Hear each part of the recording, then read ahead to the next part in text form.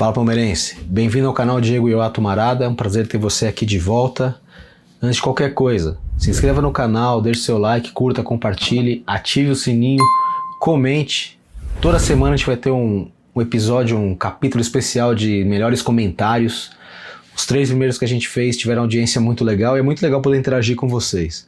Como eu sempre venho dizendo, logo a gente vai ter lives, a gente está finalizando algumas burocracias com o YouTube para a gente poder ter lives e poder monetizar nossas lives. Não faz sentido também, né, de modo geral, porque a gente quer poder participar. Não faz sentido um canal que não interaja diretamente ali com os seus inscritos, mas a gente já tem feito essa... Ainda que comecem as lives, a gente vai continuar fazendo esse episódio especial de melhores comentários da semana, porque é bem legal a gente poder parar ali, escolher os 10 mais legais e ficar em cima deles, debatendo, enfim, é muito bacana. Mas logo a gente vai ter live também. Enfim, como a gente sempre fala, qualquer like de vocês, qualquer inscrição de vocês é muito importante pra gente, pro nosso trabalho crescer, ficar mais bem reconhecido na plataforma. Porque aqui a gente vai falar de Palmeiras todo dia com um vídeo novo, sempre com informação, sem histeria, sem especulação, sem fake news, sem inventar nada. A gente fala aqui do que a gente sabe, do que a gente conhece, do que a gente entende de futebol. Eu tenho aí 15 anos de cobertura de Palmeiras, 25 de jornalismo, não é pouca coisa. E eu posso garantir para você que o nosso acesso aos bastidores faz com que a gente consiga trazer as melhores informações para você. Amanhã, inclusive, a gente vai estar no Allianz Parque para ver aí eu já posso dizer aqui a ratificação da classificação do Palmeiras para as quartas de final da Libertadores. E o nosso vídeo vai ser gravado de lá, que é sempre legal gravar num cenário diferente, né? Esse aqui é meu escritório, mas a gente vai poder gravar lá do Allianz Parque, que é bem legal também. Bom, e o que a gente sabe que aconteceu hoje, 2 coisas aconteceram. Primeiro, o Palmeiras apresentou oficialmente o Carlos Miguel e o Jeff Teh, lateral esquerdo, que vem do Rangers, da Escócia, um jogador de 21 anos, formado pelo Fluminense. Ele está chegando para o Palmeiras para ser ali suplente direto do Piquerez na lateral esquerda, né? Mas ele chega ali para disputar uma posição com um cara que não vai perder a posição tão facilmente, né? A não sei que você trouxesse um cara aí de primeira linha, ao contrário do Everton, que ele vá perder a posição. Mas é o primeiro reforço dessa reformulação do Palmeiras que chega assim, com cacife para desbancar o titular, né? O Carlos Miguel é o goleiro mais caro contratado pelo Palmeiras em todos os tempos, até porque goleiro não é o que o Palmeiras costuma contratar. A última contratação de fora foi o Everton e ele chegou...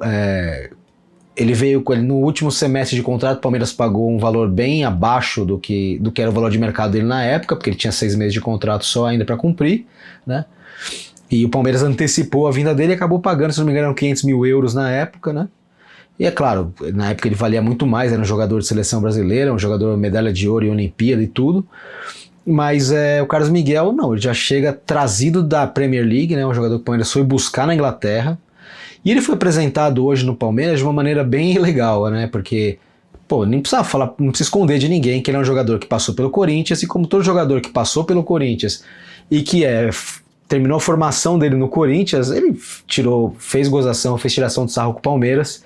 E ele chegou, tem vídeo dele cantando "O Palmeiras não tem Mundial", é o que se espera no jogador do Corinthians, que, enfim, é corintiano de origem, de nascimento, né, de criação, mas ele já chegou entendendo muito bem onde está pisando, e o marketing do Palmeiras e a comunicação do Palmeiras fizeram uma apresentação para ele muito legal, em que ele está lendo, eu vou até pedir para o nosso diretor colocar aqui as imagens, em que ele está lendo o jornal, a reprodução da Gazeta Esportiva da época, né? O jornal mais importante de esportes da época, que traz o Palmeiras campeão mundial, e ele fala: agora eu defendo o primeiro campeão mundial. E que assim, gostem ou não gostem, o primeiro time a conquistar um torneio internacional de clubes oficial da FIFA foi o Palmeiras. Quer chamar de mundial, chama, quer chamar de continental, chama, isso não muda a importância do torneio, que é enorme, exorbitante, e o Palmeiras faz muito bem de bater esse bumbo aí, porque simplesmente é a verdade. Mas voltando à reformulação, né, a gente estava falando, o Jeff Teh não chega para disputar vaga com o Piquerez.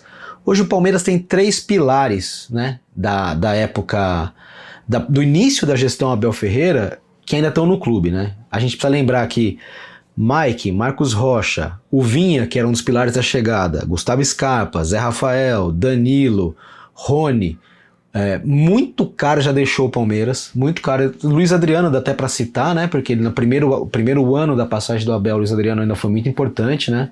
A primeira conquista ali, ele é muito importante ainda. Mas, pô, Patrick de Paula, tantos caras ali, Gabriel Menino, caras que foram muito importantes para esse começo do Abel no Palmeiras, não estão mais no clube. O próprio Dudu, né? Dudu não é do primeira turma, mas ele é da turma que conquista a segunda Libertadores do Abel, né? E 3 caras sobraram. E estão em status bem diferentes, né? O primeiro deles é o Everton, que é um cara que já está numa transição, que a gente já pode imaginar que a passagem dele pelo Palmeiras está realmente, como titular, pode estar chegando ao fim. O Palmeiras não investir tão alto num cara como o Carlos Miguel, com um contrato tão longo, se não pensasse aí numa transição, né?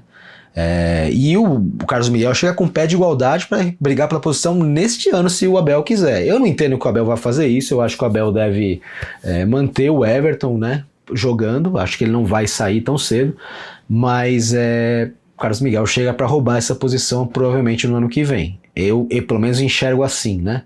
A gente sabe que nada no departamento de futebol do Palmeiras acontece sem a anuência, sem a concordância do Abel, então certamente o Carlos Miguel chega aí totalmente embasado, totalmente pautado por um direcionamento do Abel Ferreira. Então a gente tem que quase ter certeza que o Carlos Miguel deve garantir aí uma titularidade o mais breve possível, talvez não nesse ano, mas ano que vem eu seria capaz de apostar. E tem mais 2 pilares, né, que por razões diferentes, né, tem status muito diferentes no Palmeiras, né.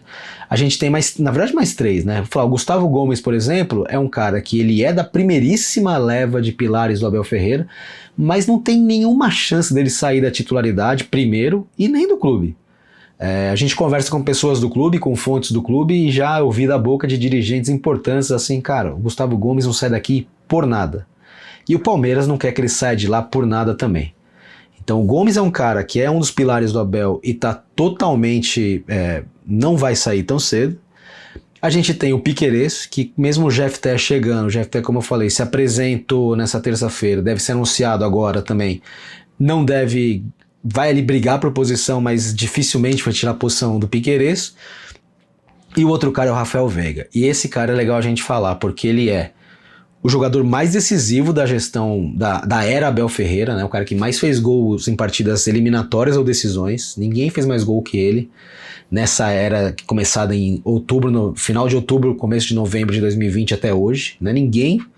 Mas hoje ele é um reserva, assim, sem qualquer possibilidade de roubar a posição do titular hoje, que é o Maurício, e ele entra até atrás de outros caras ali para brigar por vaga. Ele não é um substituto de imediato, um cara que pense de imediato para ser titular do Palmeiras, e é uma situação complicada, né? Ele não é um cara que a gente pensa como o Gomes, por exemplo, que vai terminar a carreira no Palmeiras, né? O Rafael já tem 29 anos, ele não é mais um garoto, então pensar em primeira prateleira de Europa para ele é um pouco demais, mas eu acredito que ele possa vir a deixar o Palmeiras, né? Ele tem contrato até o fim de 27 e acredito que ele possa vir a deixar o Palmeiras antes disso, porque ele realmente perdeu muita condição física e consequentemente condição técnica acabou indo junto, né?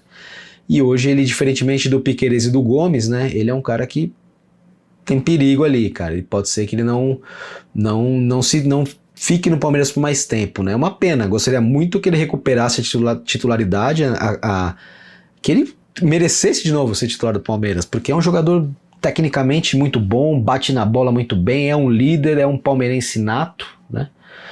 Mas infelizmente aí os ciclos, né? Os ciclos passam, o jogador ele também deteriora com o tempo, né? E o caso do Veiga é esse, né? Bom, essa reformulação do Palmeiras que tá aí forte, né? O Palmeiras chegando a 11 contratações para esse ano, sendo recentemente, já vieram Sousa, o Carlos Miguel, né? O cara que vieram agora, o Jefté chegando. E o que falta ainda? Falta o 8.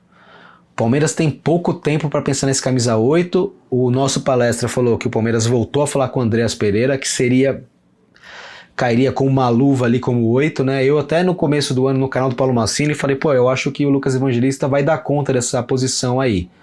Bem mais barato e acho que vai dar certo. E o Lucas Evangelista não está jogando mal, mas não é o cara que eu sonho ver com a camisa 8 do Palmeiras ali, organizando o jogo.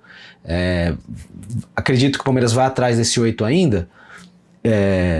Então o Palmeiras desistiu, né, do Ruiz, do Marcel Ruiz, só que tem que trazer um 8, porque hoje o único 8 que o Palmeiras tem no elenco é o Lucas Evangelista, né?